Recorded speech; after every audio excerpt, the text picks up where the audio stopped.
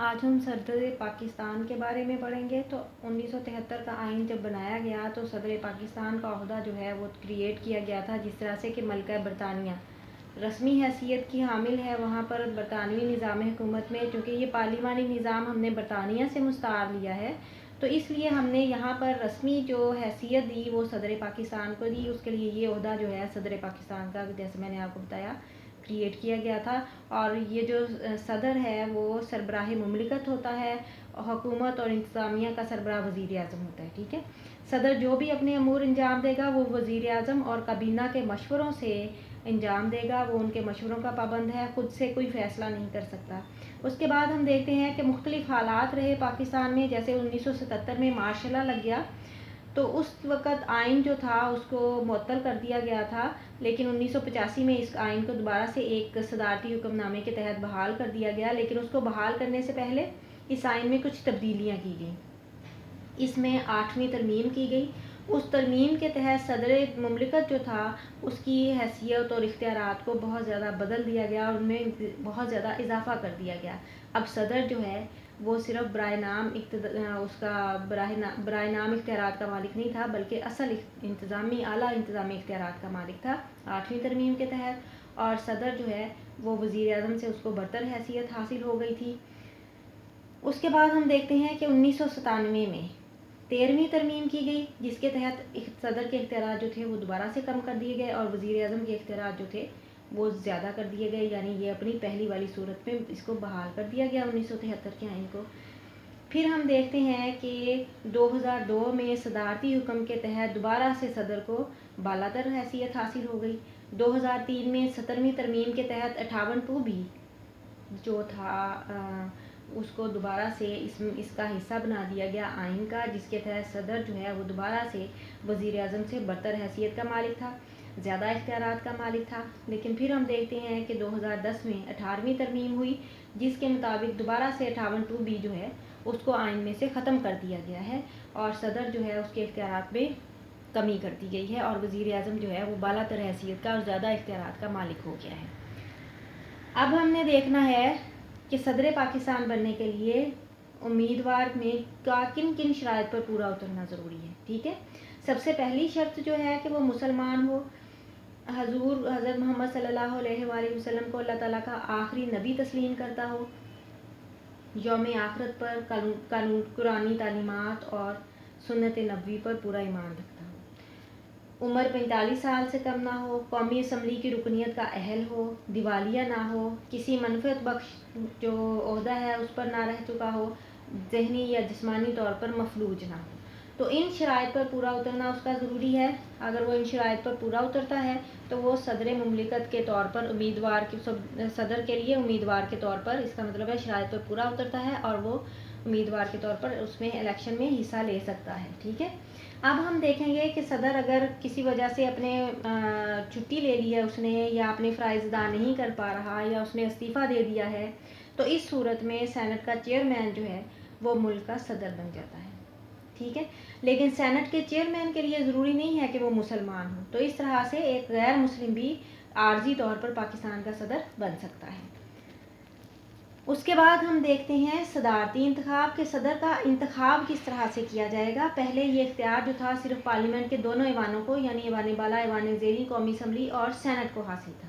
ٹھیک ہے۔ لیکن جب 1985 میں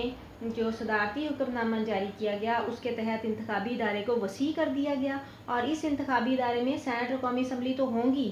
اس کے علاوہ چاروں صوبائی اسمبلیوں کے ارکان بھی اس میں ووٹ ڈالیں گے صدر کو، ٹھیک ہے۔ تو لیکن اس میں یہ سارا کام جو ہے وہ چیف الیکشن کمشنر کی نگرانی میں کیا جائے گا۔ اب ہم دیکھیں گے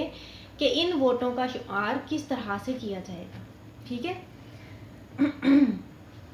اب ہم نے دیکھا کہ اس میں قومی اسمبلی اور سینٹ کے جو اراکین ہیں ان کے ووٹ پورے کے پورے جو بھی جس صدارتی امیدوار کو ڈالیں گے وہ اتنے ہی شمار کیے جائیں گے۔ لیکن جیسے آپ کو پتا ہے کہ قومی اسمبلی میں سب سے زیادہ سیٹیں پنجاب کو حاصل ہیں کیونکہ اس کی آبادی سب سے زیادہ ہے۔ صوبائی اسمبلیوں میں اگر ہم دیکھتے ہیں تو 40 صوبائی اسمبلیوں میں پنجاب کی سیٹیں جو ہیں صوبائی اسمبلی کی وہ سب سے زیادہ ہیں۔ اس طرح سے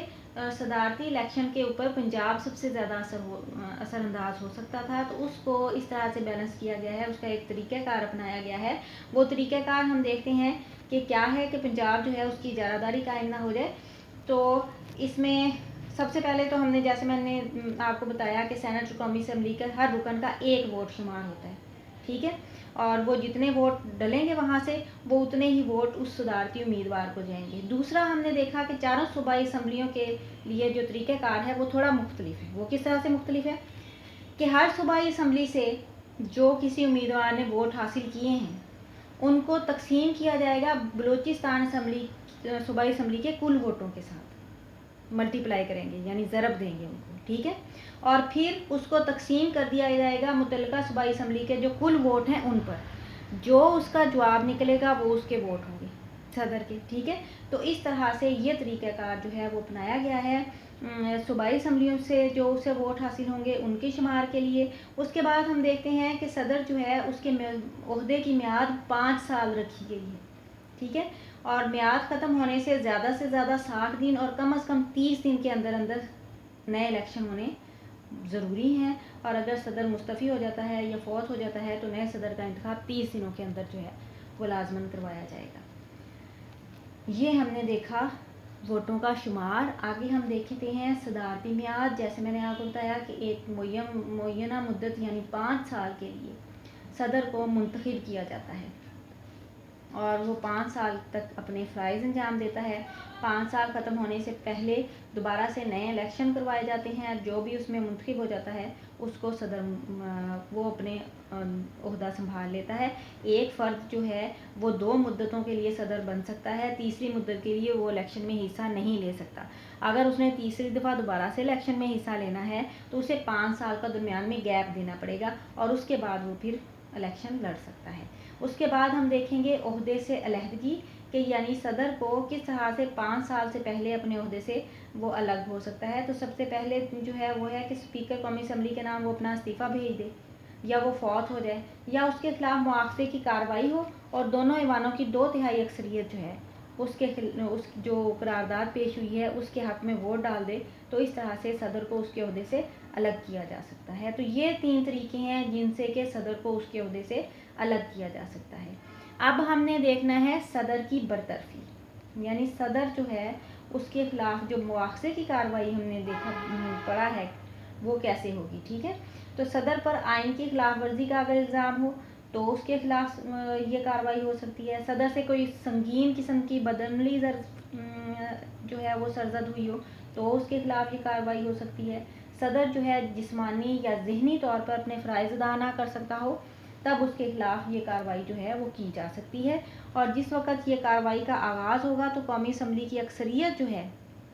وہ اسپیکر یا سینٹ کی اکثریت اپنے چیئرمین کو تحریری طور پر اس کے بارے میں بتائیں گے کہ وہ صدر کے خلاف تحریک قرارداد لانا چاہتے ہیں، اس کو اس کے عہدے سے ہٹانا چاہتے ہیں، اور یہ جب نوٹس سے وصول ہو جائے گا تو صدر مملکت کو 3 دن کے اندر اندر وہ الزامات جو اس پہ لگائے گئے ہیں ان کی فہرست فراہم کر دے گا۔ اب اسپیکر جو ہے وہ 1 ہفتے کے بعد اور 2 ہفتوں سے پہلے دونوں ایوانوں کا مشترکہ اجلاس بلائے گا اور اس میں صدر مملکت خود یا اپنے وکیل کے ذریعے سے اپنا دفاع کرے گا، ٹھیک ہے، اور اگر اس قرارداد کے حق میں 2/3 اکثریت جو ہے صدر کے خلاف رائے دے دیتی ہے تو صدر کو مواخذے کی کارروائی کمپلیٹ ہو جاتی ہے اور اس کو اپنے عہدے سے ریزائن دینا پڑے گا، مستعفی ہونا پڑے گا۔ اب ہم دیکھیں گے صدر کا حلف نامہ، یعنی صدر جب بن جاتا ہے تو اس کے بعد وہ اپنا حلف اٹھاتا ہے اور اس میں وہ کہتا ہے کہ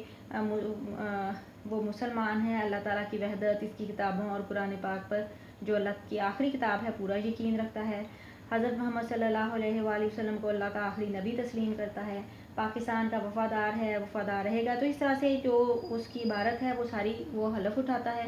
اور پھر ہم دیکھتے ہیں قائم مقام صدر۔ جیسے ہم نے پہلے دیکھا کہ اگر صدر جو ہے کسی وجہ سے اپنے فرائض ادا نہ کر سکے، استعفیٰ دے دے، فوت ہو جائے، بیمار ہو جائے، چھٹی پہ چلا جائے، یا کسی وجہ سے فرائض ادا نہ کر سکتا ہو، دوسرے ملک دورے پہ چلا جائے، تو سینٹ کا چیئرمین جو ہے وہ قائم مقام صدر ہوگا۔ اگر وہ نہیں ہے تو پھر قومی اسمبلی کا اسپیکر جو ہے وہ قائم مقام صدر ہوگا، اور جس وقت یہ قائم مقام صدر ہوں گے اس وقت وہ صدر کے عہدے کے جو مرات ہیں اور جو تنخواہ ہے وہ حاصل کریں گے، لیکن جو ان کے اپنے عہدے کی تنخواہ وغیرہ ہے وہ نہیں لیں گے، ٹھیک ہے۔ اس کے بعد ہم دیکھتے ہیں صدر مملکت پر پابندیاں کیا کیا عائد ہوتی ہیں، کہ وہ کسی قانون ساز اسمبلی کا امیدوار نہیں بن سکتا، کوئی منفعت بخش عہدہ قبول نہیں کر سکتا، صدر اپنے انتخاب سے قبل اگر کسی قانون ساز اسمبلی کا رکن ہو تو وہ اسے سیٹ چھوڑنی پڑتی ہے۔ تو اس طرح سے یہ ہم نے دیکھی جو اس کے اوپر پابندیاں ہیں۔ اب اس کو کیا امرات حاصل ہیں کہ صدر کو سرکاری خزانے سے تنخواہ دی جاتی ہے، الاؤنس دیے جاتے ہیں، اس کے خلاف کسی قسم کے دیوانی مقدمے میں اسے ملوث نہیں کیا جا سکتا، نہ ہی کوئی فوجداری مقدمہ پولیس کے پاس درج کروایا جا سکتا ہے۔ صدر کے خلاف اس کی یعنی جتنا عرصہ اس کا وہ صدر رہے گا اس دوران کوئی قانونی چارہ جوئی اس کے خلاف نہیں ہو سکتی۔ صدر کے خلاف مواخذے کی کارروائی کی جا سکتی ہے جس کا حق صرف پارلیمنٹ کو حاصل ہے، ٹھیک ہے۔ تو یہ ہیں کچھ جو اس کو مرات حاصل ہیں۔ تو یہ ہم نے دیکھا صدر پاکستان کے بارے میں۔ آگے اس کے اختیارات و فرائض ہیں وہ انشاءاللہ ہم پھر نیکسٹ پڑھیں گے۔